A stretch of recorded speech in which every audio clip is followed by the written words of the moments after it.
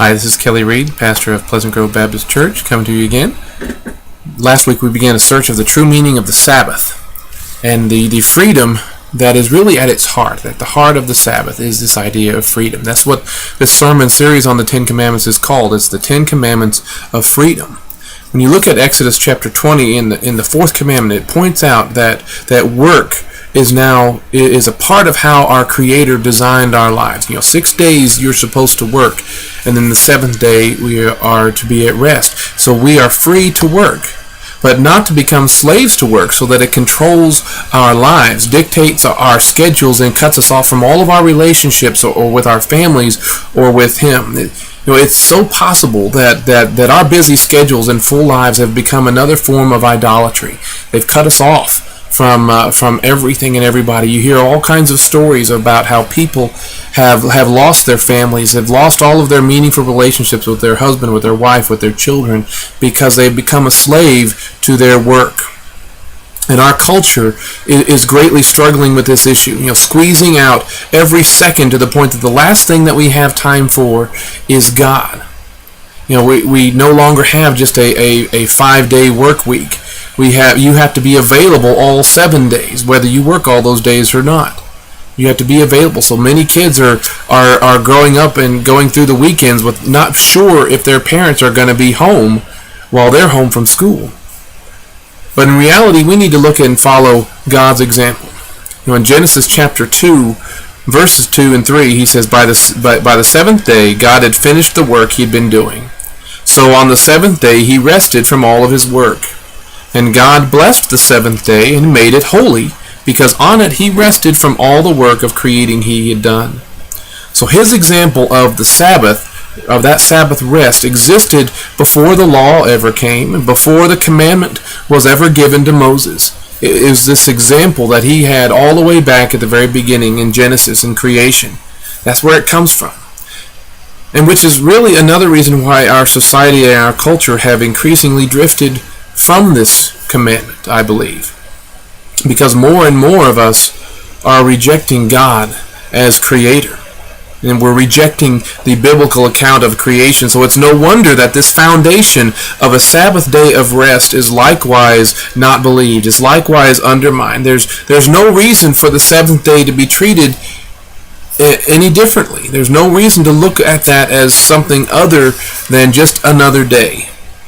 From our education system to our political system, the foundational belief that the universe has a creator, that human beings are created in the image of God, that is increasingly ridiculed and displaced from our cultural mindset. In its place, is a universe that is random and purposeless, in which everything and everyone, including you and me, is nothing more than an accident. So we have no purpose, no meaning, no ethical foundation.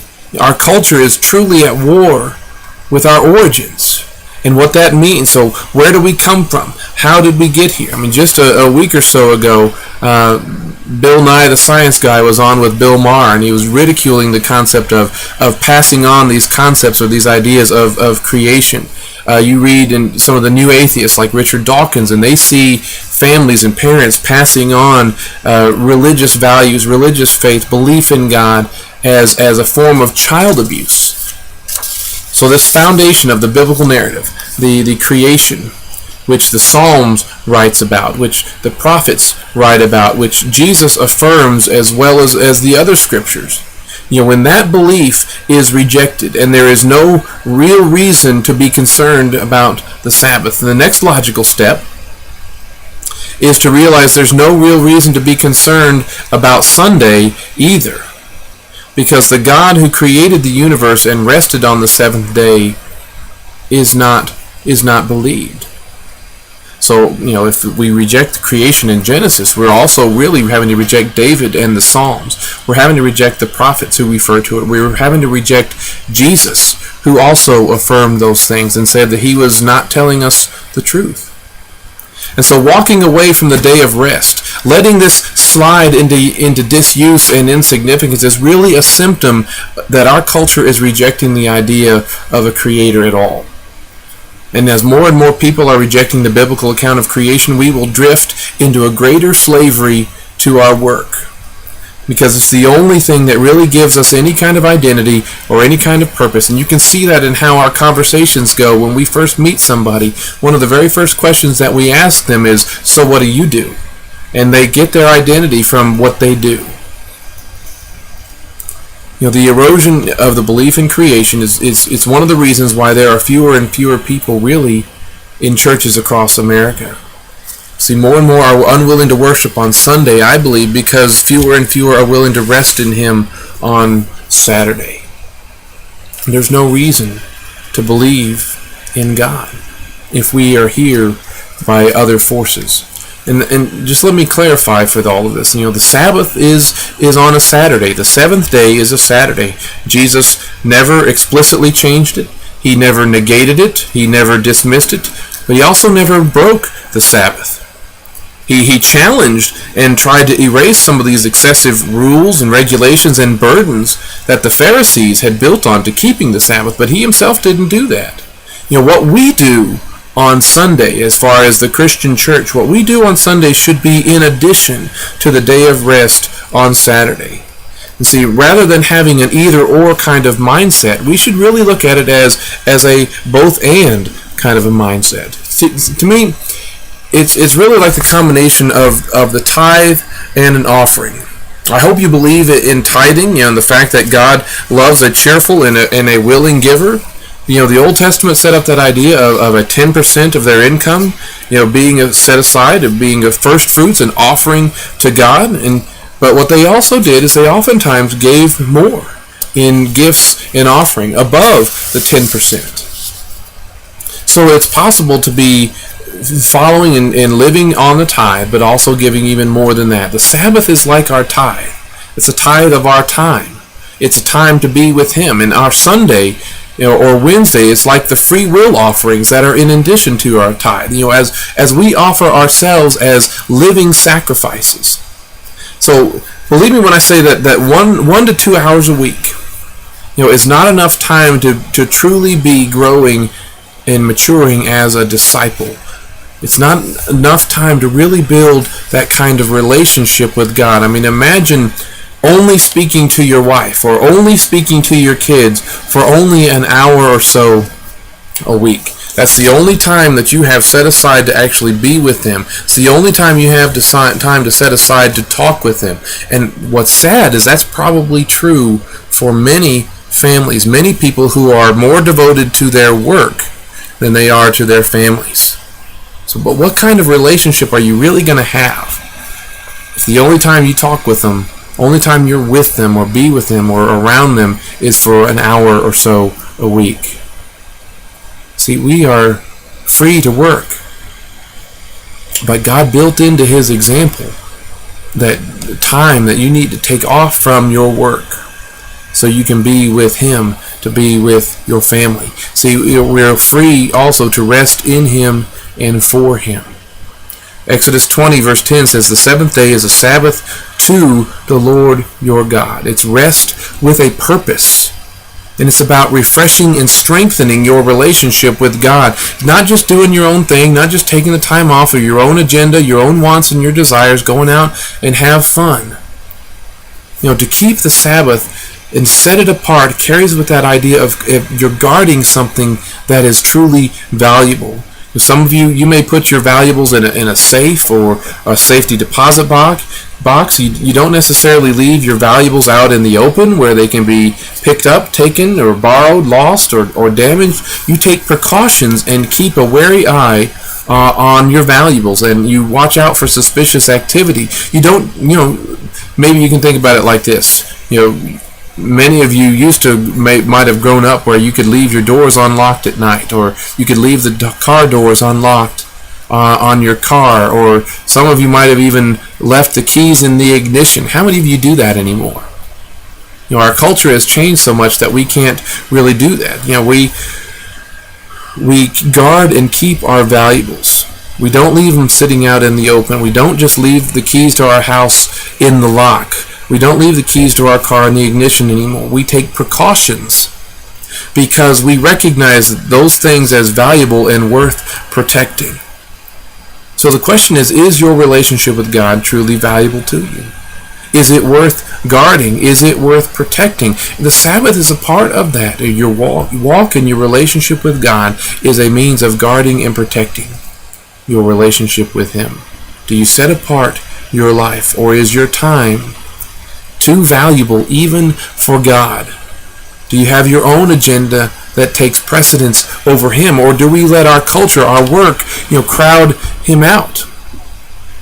Now, I suspect, many of you may be wondering, what's the point of all this? What are you suggesting? What are you trying to get back to? Are you trying to hem us in on all these lists of rules and things that we can't do? And that's a problem with our thinking about the Sabbath. We read the accounts in the New Testament and we see the abuses of the Pharisees and the teachers of the law when they say, they give them a list of all the things they can't do. You can't pick up your mat. You can't travel a certain distance. Even today, it's where you can't push a button. You can't light a fire, or all of these lists of things you can't do on the Sabbath. And we see all of those abuses and restrictions, and we think that that's what it means to keep the Sabbath. We agree with the Pharisees that that's what keeping the Sabbath means. We are not agreeing with Jesus. See, we tend to mess up by assuming that if anyone is talking about keeping the Sabbath, they must mean what the Pharisees meant. That you can't do certain things. You can't do anything. You have to nitpick every little action. You have to make yourself maybe feel better by spying on those around you to get on to them if they do something that you think is breaking the Sabbath. And see, we wrongly think that a conviction to keep the Sabbath means returning to that kind of life, to returning to that kind of burden, and that's exactly what Jesus was trying to undo. We forget that Jesus dealt with the Sabbath. He sought to correct the abuses of the Sabbath more than anything else, so he could return it to the heart of what it was intended to be. He dealt with those abuses not so we could write the Sabbath off, not so that we could abandon it, but so that we could get back to its heart, its true intent, what God originally wanted for it, all the way back in Genesis. Not with the law or the commandment, although it's part of it, but He gave us that example long before then. The Sabbath is never supposed to be what the Pharisees had made it. It's supposed to be a rest. It is supposed to be a delight. See, the Pharisees and the people like them forgot what Mark chapter 2, verse 27, what Jesus said. He says, the Sabbath was made for man, not man for the Sabbath. It's something, this Sabbath, this rest is something that God made for us. The Sabbath was and is a gift from God on our behalf. He is giving us something that we need because He knows that we need it. Now, He's giving us this gift. Why would we be willing to reject it? I mean, imagine you're waking up on Christmas morning and you see a package under the tree that says, from God. Okay, imagine you have a package under the tree, wrapped present under there, and it says, from God. And you're unwilling to open it. You're unwilling to receive that gift. Or you think about it when maybe you do open up that present, and then you see what it is. Oh, well, that's nice. I don't think I want anything to do with that. And you leave His gift to collect dust in the closet somewhere. We don't appreciate what He has given us. See, the Sabbath can never become a prison in which we lock away even our desire to do good. The Sabbath can be a prison in which we'll lock away even our desire to do good and help one another. That's what it became. That's the abuse of it. But to see, a basic concept in keeping the Sabbath is that it is supposed to be a matter of conviction, not a matter of mandate. I hope you understand the difference, between a matter of conviction and a matter of mandate. It's not supposed to be a matter of enforcement that is imposed upon you by someone else, by someone watching your every move, telling you what you can and cannot do. But it is supposed to be a matter of conviction, the things that God lays on your heart. in spending time with Him, understanding what it's for, and then living in accordance to that. See, it means which means that He was the only, as always, let me back that up. We must look to Jesus to provide the example of what it means to obey the Sabbath, to keep the Sabbath. We follow His example. We look to Him to provide the example, and then we follow it. He has the authority to say what does and does not break the Sabbath. Because He goes on there in that passage in Mark chapter 2, He says, not only does He say the Sabbath was made for man, not man for the Sabbath, He says, so the Son of Man is Lord even of the Sabbath, which means that He is the only one who can say what does and does not constitute breaking the Sabbath. He was accused of breaking the Sabbath, but it's not true. He never broke it. See, in all of those confrontations Jesus had with the Pharisees and the scribes and the teachers of the law regarding the Sabbath, and there were a lot, they tried to tell Him what He could and could not do. And so often Jesus was doing something that didn't break the Sabbath, but it violated their ideas. It violated their rules and regulations of what constituted work. So you had a lot of Pharisees who wanted to act like they were the Lord of the Sabbath, like they were the boss who could set the rules. And Jesus, He saw right through them.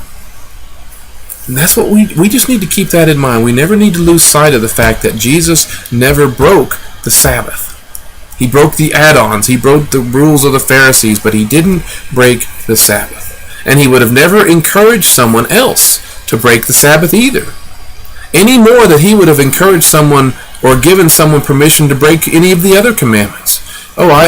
Jesus would have never given someone permission to have other gods before Him. He didn't give anyone any permission to steal. He didn't give anyone permission to break the commandment of murder or committing adultery. He told a man to pick up his mat and go home on the Sabbath, which the Pharisees said was illegal. Jesus, he spit into dirt and He made mud between His fingers on the Sabbath, which they considered work. Jesus repeatedly healed on the Sabbath. He taught the Word of God on the Sabbath. He worshiped with His disciples on the Sabbath. He cast out demons on the Sabbath. He went about doing the work of the Father on the Sabbath.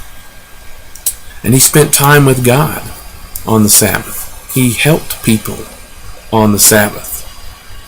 And see, that's a full life. That's full of all kinds of possibilities of what He could do. And it's not so much focused on what He couldn't do.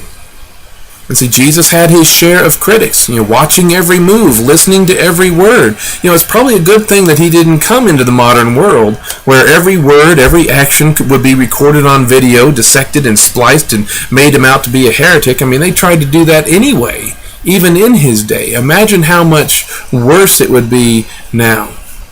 And at one point in Luke chapter 13, Jesus heals a woman who had been crippled by a spirit for 18 years, not even able to stand up straight, and He gave her rest on the Sabbath, which is what Sabbath really is about and what it really means. It's about rest. And to His critics, they had for helping her in Luke 15, He said, He came back at them pretty hard. He said, hypocrites.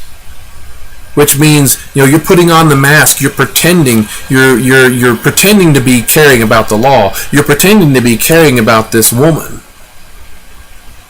You have the appearance of righteousness, but you really don't have it in your heart.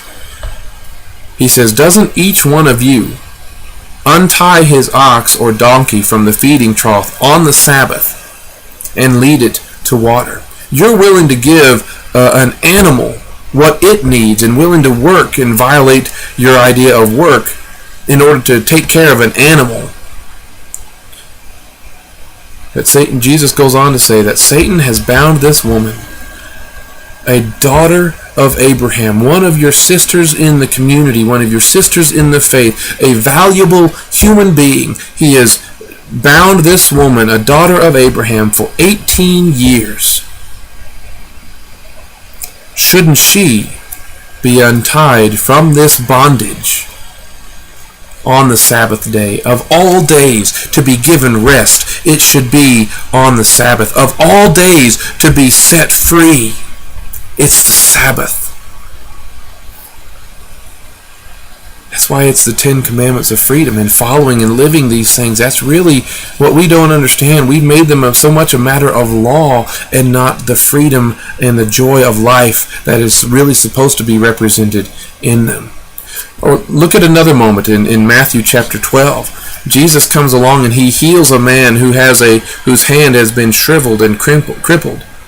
Again, Jesus was accused of breaking the Sabbath, and again, Jesus points back to animals, something that are less valuable than human beings, but that they seem to be willing to place in higher value.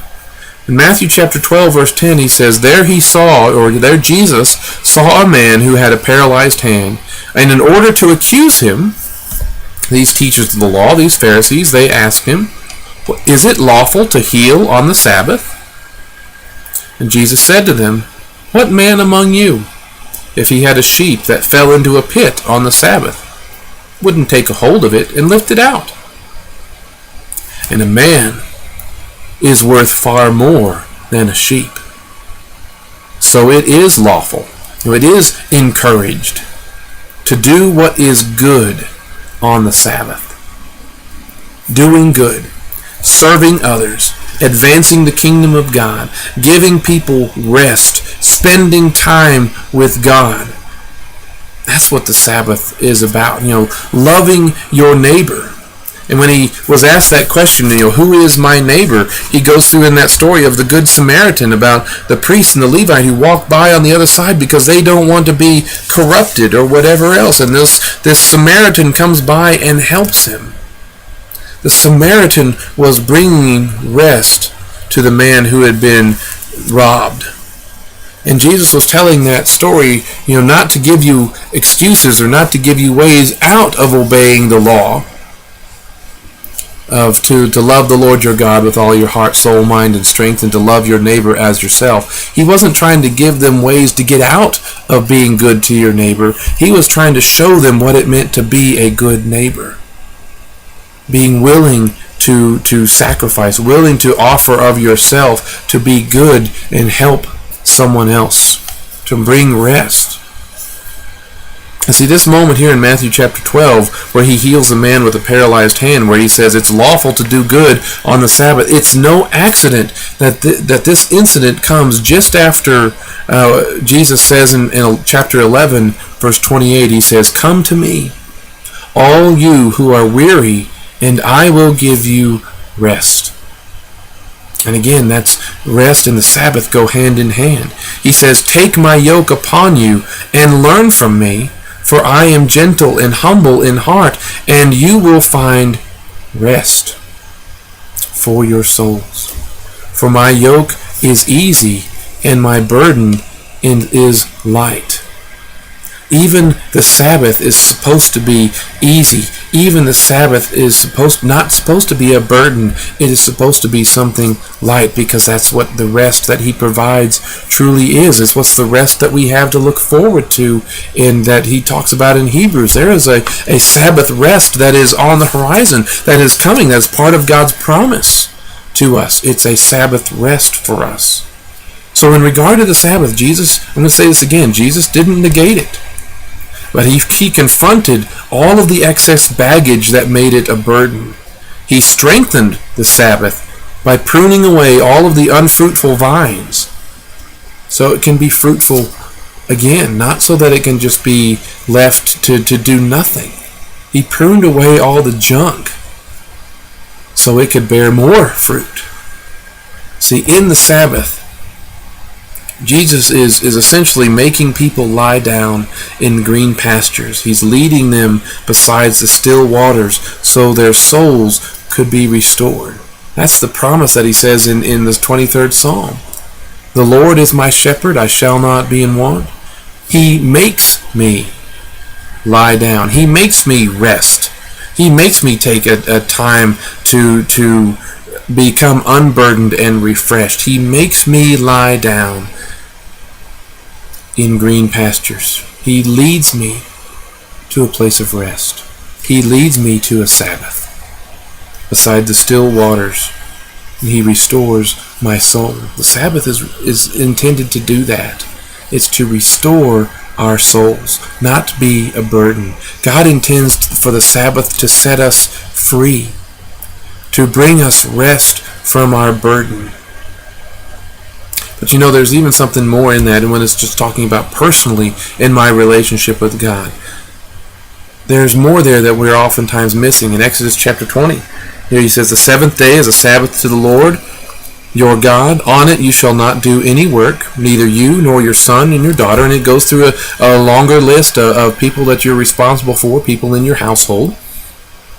But notice it's your sons and your daughters are also not supposed to work, along with anyone else in your household or responsibility. So you're not supposed to kick back on the hammock and say, "Son, go out there and mow the lawn." Some of you may have experienced that. I think I might have a few times or another, but there's always other things to be doing. But it's not so you can kick back and make somebody else do the work for you. Because see, if your sons and your daughters in your household are not out working, then where are they? See, more than likely, they're going to be with you as the father, as the mother. The Sabbath was also intended to strengthen the bonds of the family.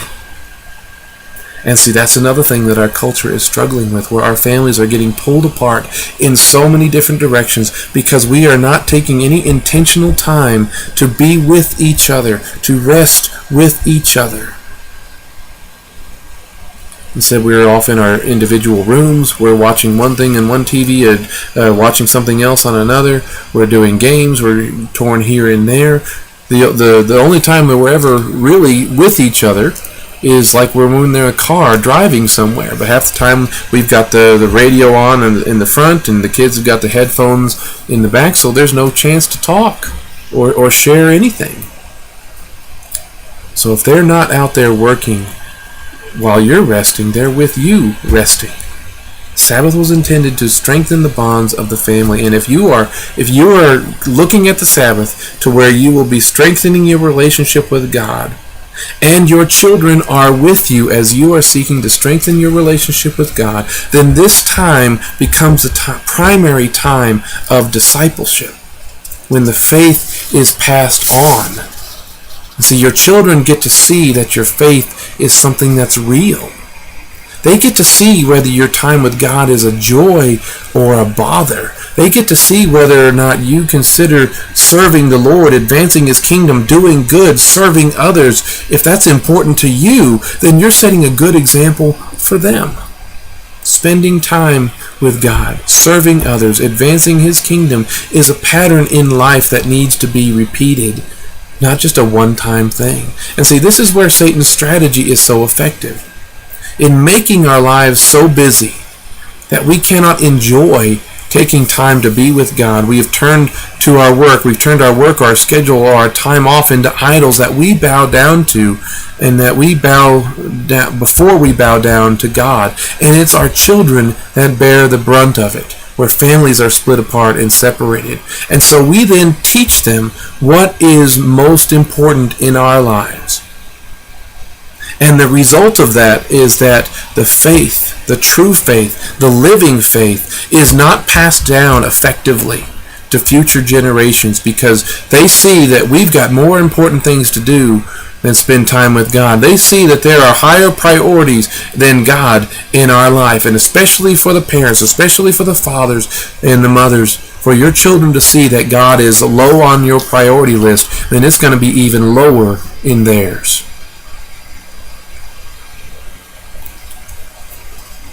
We can't see anything more important with God than God, because that's violating the first couple of commandments ahead of this one. It's violating the first, the second, and third commandment. And if we are willing to dismiss those and write those off, or we have other gods before Him, if we write those things off, then our propensity or our likelihood that we're going to violate the ones that come after this one is increased. We can't have anything more important than God. And we cannot look at the Sabbath as a greater burden. Because see, that is so not how God sees the Sabbath. That's so not why he did it in the first place. He did it, not only because it set the pattern and the example and showing us how we needed rest, as I talked about in the previous sermon on this subject, but God sees it, like an artist stepping back from his masterpiece and looking at it, appreciating it, and then wanting to stay there and spend time with it. See, in Genesis chapter 3, when God comes to the Garden of Eden in the cool of the day so he could meet in fellowship with Adam and Eve, that was not the first time God had ever come down to spend time with them. It was a regular part of his life, but at that time in Genesis 3, something was different. That relationship had been broken by the sin, but he was coming there in the cool of the day so he could meet in fellowship and take a walk in the garden with Adam and Eve. And we need to realize, you and I, we need to realize that the Sabbath is that same kind of invitation from God. Come, let us spend time together. Let us enjoy each other's company. Let's talk about life and what you're going through. And let me try to pass on, as a father passes on wisdom to his children. And see, that what we need to realize, it's an invitation from him. And the creator of the universe, the one who holds everything together, he is making time out of his busy schedule for you. He is making time out of everything that he's doing to spend time with you. He is inviting you to be with him. And I guarantee you that God's schedule is fuller than yours. That God has more things on his plate than you do. And he is willing to set that time aside. He's saying, I want to put that down so I can spend time just with you. That's how valuable he considers our relationship. I want to spend time with you. And that is such a joy. And that is such a delight of what the Sabbath is supposed to be. And see, I'm not going to get up here and I'm not going to tell you and make a list for you of what you can and cannot do on the Sabbath. If we start making a list of all the things we can't do, we're going to fall right into the trap that the Pharisees had made it. But I can say that there's a lot of things that you can. Doing good, advancing the kingdom of God, serving God, making his name known, spending time with him, reading and fellowshipping, reading your Bible, fellowshipping with each other, worshiping him. That's a full day. That's a full life of enjoyment. It doesn't mean just kicking back and doing nothing. There's a lot we can be doing. Following God's example established in that creation for rest. Following Jesus' example that we are to be, doing those things, worshiping God, studying his word, doing good, strengthening our relationship with him, helping others. Because the ultimate thing that we need to keep in mind is that the heart of God is the good news. The basic good news is that God loves you and he's willing to give his time to you. He wants to spend all time with you and me. He is willing to even sacrifice his own life in order to make that happen. He's willing to come in the person of Jesus to die on the cross, to be raised from the dead, to make a way possible to spend all time with him. Because that's the greatest rest of all, is the freedom from sin. And I hope you have made that decision to find your rest in him. And if you've never made that decision, then I hope this is an encouragement for you to find your rest in him and to show and to be delivered to that spending time with God that we've always needed and truly wanted. If you have any questions about this service or this message, just invite you to email me. Check us out on our website. It's www.pleasantgrovenewport.com. And stop by. Feel free to see the map there and stop by anytime. I'd love to meet you. God bless you.